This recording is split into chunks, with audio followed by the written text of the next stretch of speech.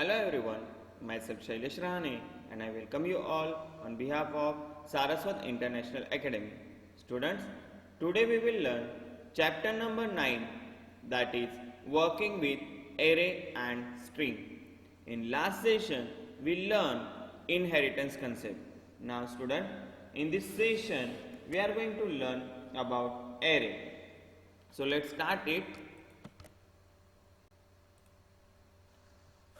In chapter 7, we studied basic data types supported in Java. Each variable of such a basic data type can store only one value at a time. Student, एक data type के अंदर हम लोग एक value store कर सकते हैं, right? जैसे कि मान लो मैं लिखता हूँ इंटीजर a इक्वल टू 5, तो a के अंदर मैं कितने नंबर स्टोर कर रहा हूँ? Only one number. ऐसे अगर पॉसिबल है क्या a इक्वल टू 5, 10, 20, तो एक वेरिएबल के अंदर मैं 3 नंबर स्टोर नहीं कर सकता. ये हम लोग ने चैप्टर नंबर 7 में देखा है, right? Such a variable are called scalar variable, और ऐसे वेरिएबल को हम लोग क्या बोलते हैं? स्केलर वेरिएबल, जो एट अ टाइम एक वैल्यू स्टोर करता है. तो in this chapter we will discuss some composite data type that can be used to store collection of more than one data values, for example array and string. But ये chapter में हम लोग student composite data type यानी ऐसे technique सीखने वाले हैं जिसमें एक वेरिएबल, एक डेटा टाइप एक से ज़्यादा वैल्यू को स्टोर कर सकता है, जिसके लिए हम लोग को यूज़ करना है एरे और स्ट्रिंग का. समझ में आया हम लोग एरे और स्ट्रिंग क्यों पढ़ रहे हैं? एरे और स्ट्रिंग का यूज़ करके हम लोग एक डेटा टाइप के अंदर मल्टीपल वैल्यू स्टोर कर सकते हैं. तो let's start. What is an array? An array is a variable representing a collection of homogeneous type of element. Array are useful to represent vector matrix and other multidimensional data. Student, ये definition अगर आपको समझ में आई तो आपको array concept समझ में आएगा. देखो मैं फिर से रिपीट करता हूँ. An array is a variable. Array क्या है? तो एक टाइप का वेरिएबल है. जैसे कि मैं बोलता हूँ इंटीजर ए, ये हमारा वेरिएबल है. ये क्या रिप्रेजेंट करेगा? तो रिप्रेजेंटिंग अ कलेक्शन ऑफ, ये कलेक्शन करेगा किस चीज का? तो होमोजीनियस टाइप ऑफ एलिमेंट. यानी अगर मैंने इंटीजर ए लिखा और एरे का सिंबल में देता हूं तो उसमें सारा जो कलेक्शन रहेगा वो इंटीजर डेटा टाइप ही रहेंगे. तो इसलिए इसको बोला जाता है. जैसे मैं यहाँ पे एग्जांपल आपको समझाता हूँ. मैं अगर यहाँ पे लिखता हूँ इंटीजर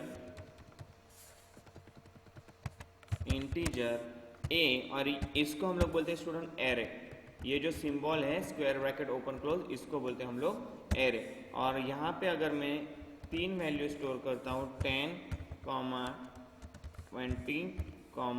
30, तो इसका मतलब क्या है? अभी देखो, an array is a variable. Array क्या है हमारा? इसको बोलते हैं array. Array is a variable representing a collection of homogeneous type. ये क्या करेगा? कलेक्शन करेगा होमोजीनियस टाइप ऑफ एलिमेंट. यानी अगर यहाँ पे इंटीजर है तो इसमें सारे के सारे वैल्यू जो रहेंगे वो इंटीजर ही रहेंगे, जिसको हम लोग बोलेंगे एरे कंसेप्ट. ओके, तो array are useful to represent vector, matrix and other multidimensional data.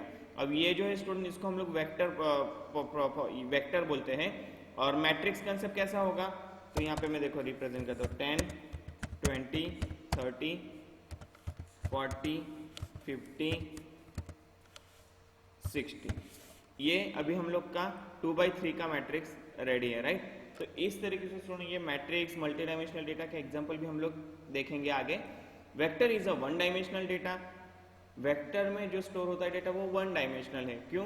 Because यहाँ पे हम लोग एक ही वेरिएबल के अंदर 3 नंबर स्टोर कर रहे हैं. Okay, that can be use to store list of item like character, number. And matrix is represent 2 dimensional data. अभी मैट्रिक्स क्या है? तो 2 डायमेंशनल डेटा है. जैसे कि मैं यहाँ पे लिखता हूँ इंटीजर, रो और कॉलम, तो ये 2 डायमेंशनल डेटा होगा. इसके अंदर क्या होगा स्टूडेंट? तो रो भी स्टोर होगी और कॉलम भी स्टोर होगा. इसके लिए इसको हम लोग बोलते हैं 2 dimensional data, 2D data. Okay, matrix को क्यों 2D बोलते हैं? तो इसमें रो और कॉलम दोनों है. देखना, ये रो और ये कॉलम. ठीक है, 10, 40 column, 20, 50 column, 30, 60 column. Array are useful when same operation are to be performed on various elements of the similar type. All the elements of an array are stored in memory using contiguous storage space. Each element is identified by an index position associated with an array variable. Student अभी index position का भी concept आपको clear करता हूँ.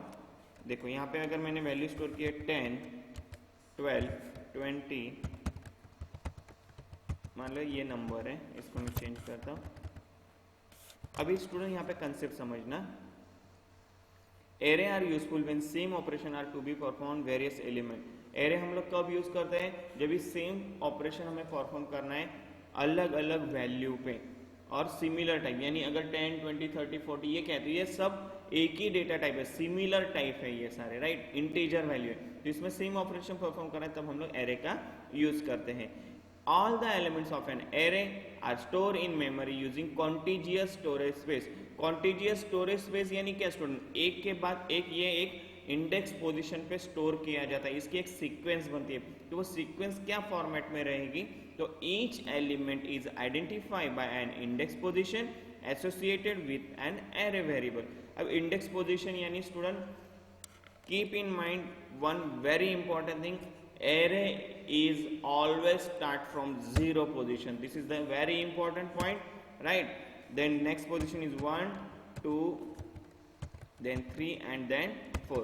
अब अगर मुझे पूछा जाए स्टूडेंट ये मेरा जो है ये एरे की वैल्यू है, एक मिनट यहाँ पे मैं लिखता हूँ इंसर्ट, ये है वैल्यू और ये है इंडेक्स. ओके. अब मुझे कोई पूछता है कि 23 नंबर कौन से पोजीशन पे स्टोर है, तो मैं बोलूंगा 2.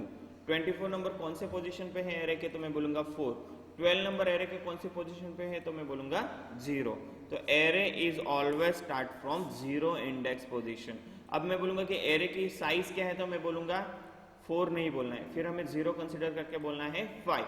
तो एरे की साइज क्या है अभी फिलहाल, तो 5 साइज का एरे है ये.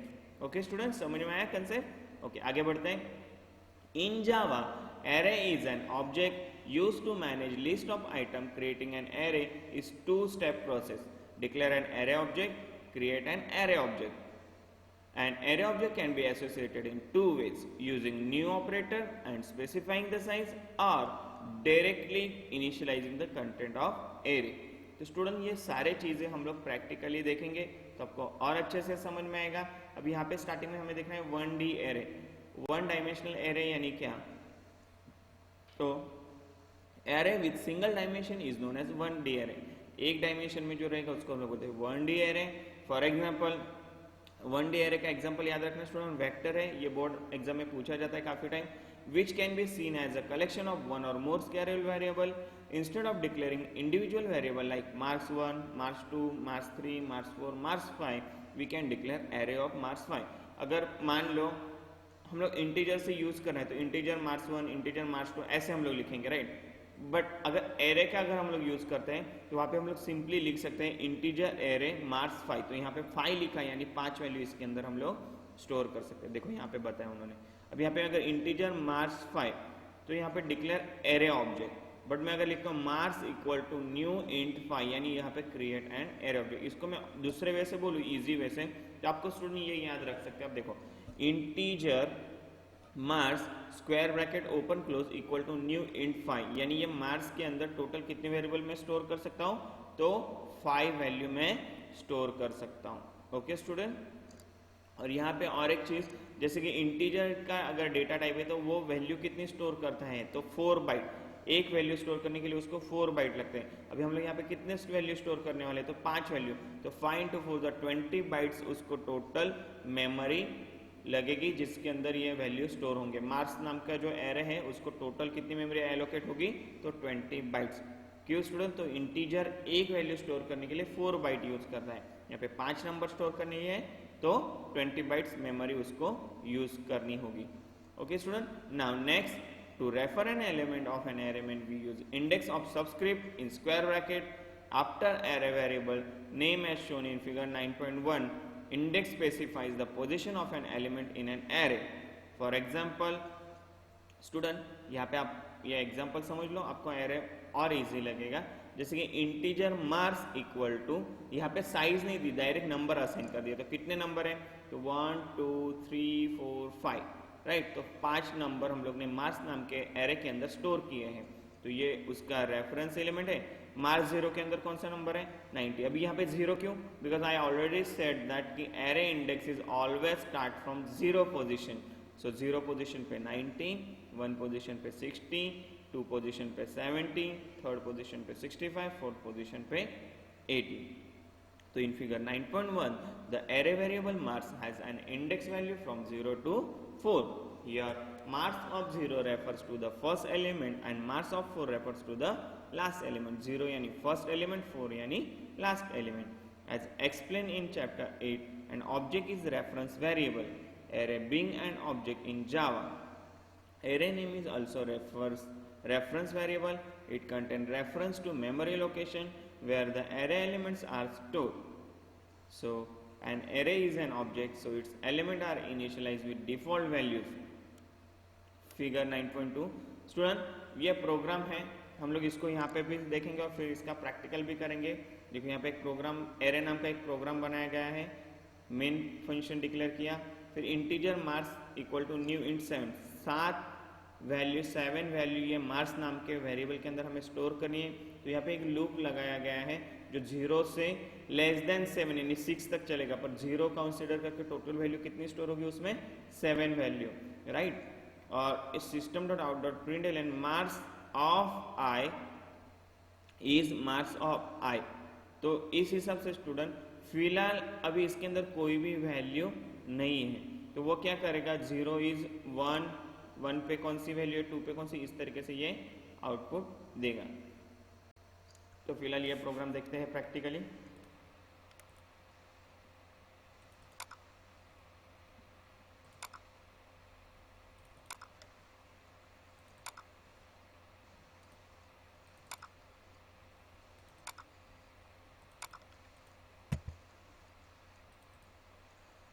Let's start it.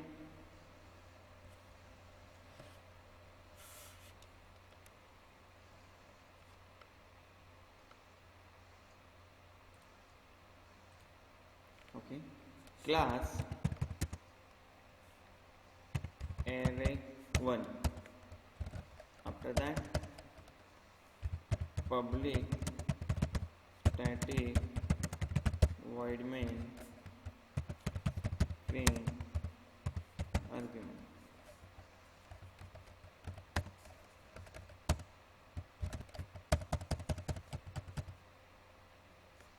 In marks, इसको स्टूडेंट दूसरा तरीका भी मैंने बताया है, न्यू इंट, यहाँ पे भी आप साइज डिक्लेयर करो तो भी इट इज़ एक्सेप्टेबल। 7 वैल्यू हमें स्टोर करनी है तो हम लोग 7 डिक्लेयर करते हैं। उसके बाद for int i equal to 0, i less than 7, आई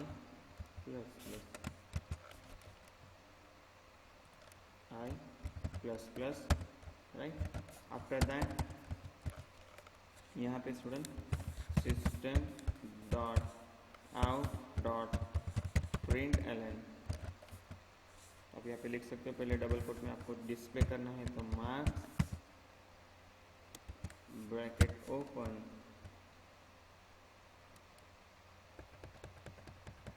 फिर प्लस आई यानी value plus double quote bracket complete is double quote complete plus marks of i. Okay, तो यहाँ पे हमारा प्रोग्राम कंप्लीट हो चुका है। यहाँ पे सेव करेंगे इसको, array1 डॉट जावा सेव करते हैं, कंट्रोल F7, F5। तो देखना फिलहाल स्टूडेंट ये जो मार्क्स नाम का जो एरे है इसके अंदर हम लोग ने कोई भी वैल्यू स्टोर नहीं की, तो इसलिए इसने बाय डिफॉल्ट वैल्यू कौन सी कंसिडर की, तो 0। यहाँ पे हम लोग स्पेस देते हैं तो वहाँ पे भी स्पेस आ जाएगा।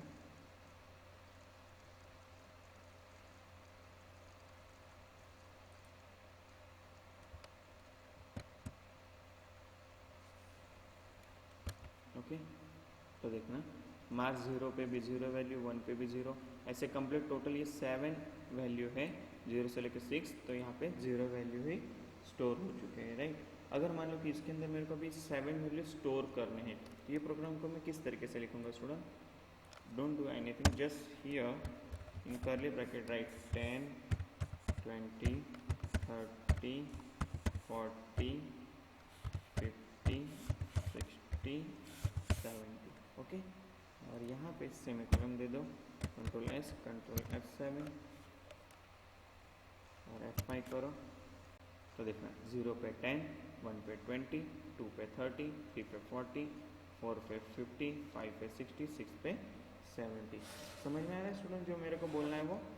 कि अगर आपने यहाँ पे वैल्यू नहीं लिखी, इसलिए यहाँ पे पहले स्टार्टिंग में वैल्यू उसकी आई थी 0, और जब आप इसको वैल्यू एलोकेट करते हो तो यहाँ पे टोटल यहाँ पे 7 वैल्यू है, तो 7 वैल्यू का आपने फॉर लूप चलाया जिसमें 0 पोजीशन से ये स्टार्ट होता है एरे, तो 0 पोजीशन पे 10, इस तरीके से ये टोटल हम लोगों ने 70 तक वैल्यू डिस्प्ले की है।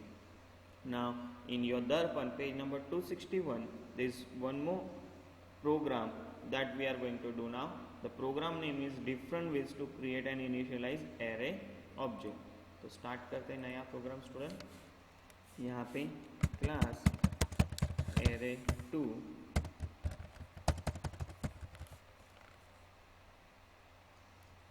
public static void main bracket open close string argument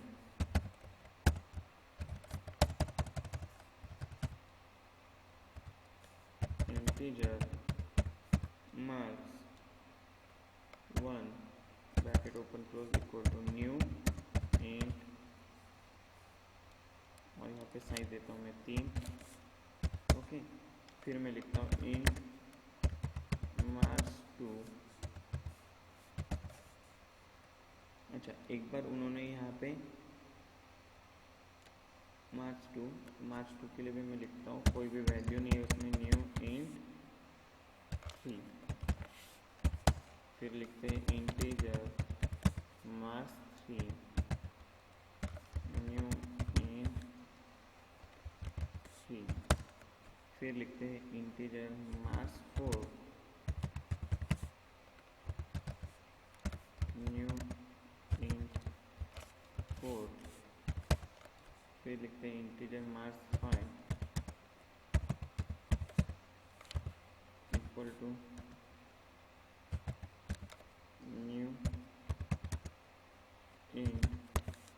अच्छा, यहाँ पे वैल्यू देनी है हमें, तो न्यू इंट लिखने की ज़रूरत नहीं है, यहाँ पे भी ओके स्टूडेंट। यहाँ पे वैल्यू लिख देते 3, कोई भी 3 वैल्यू मैं लिखता हूँ यहाँ पे 10, 20, 30, और यहाँ पे भी लिखेंगे 40, 50, 60, और कर्ली ब्रैकेट में होनी चाहिए तो ये सर्कल ब्रैकेट में नहीं देना है हमें, ओके।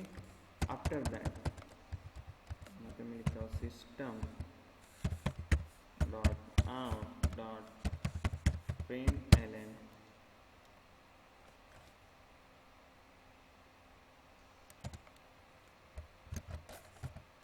ln सिर्फ प्रिंट लिखते हैं एज पर योर दर्पण एरे marks1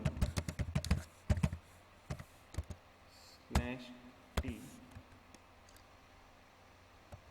सेमीकोलन डिस्प्ले,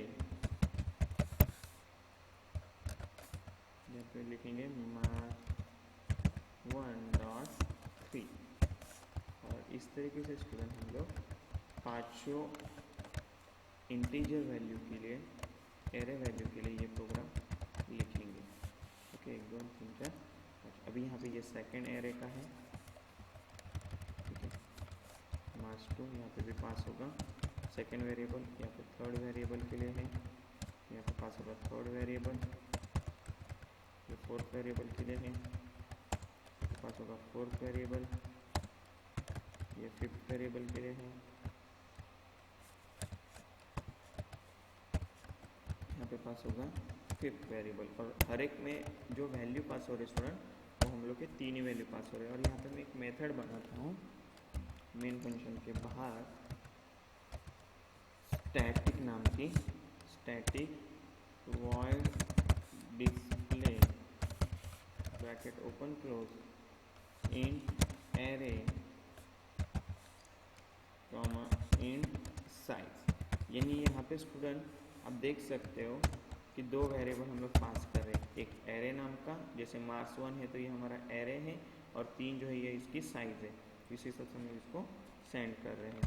तो फॉर लूप के अंदर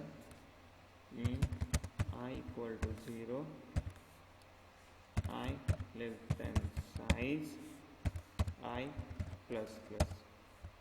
ओके, आफ्टर दैट यहाँ पे मैं लिखता हूँ system dot out dot print bracket open close array of i plus double quote slash t। Okay student, और इसको मैं सेव करता हूँ array2 dot java, array2 dot java. Save करते हैं, control F7 F5।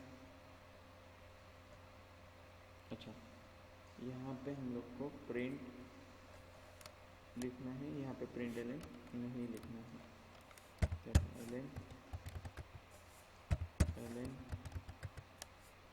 Print Elon से student ये programme जो है वो न्यू लाइन पे जाता है। Okay, control F7 F5। देखो ये स्टूडेंट आपका आउटपुट है 0 0 0 0 0, तो 10 20 30 10 20 30। यहाँ पे 50 60 आना चाहिए, तो यहाँ पे आपको लिखना है 5। आपका आउटपुट भी चेंज होगा।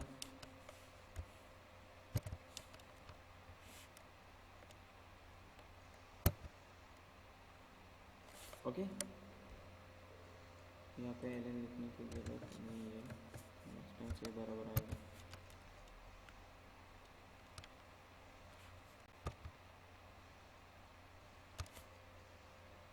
ये मिस हो रहा है, एलन यहाँ पे एक मिनट।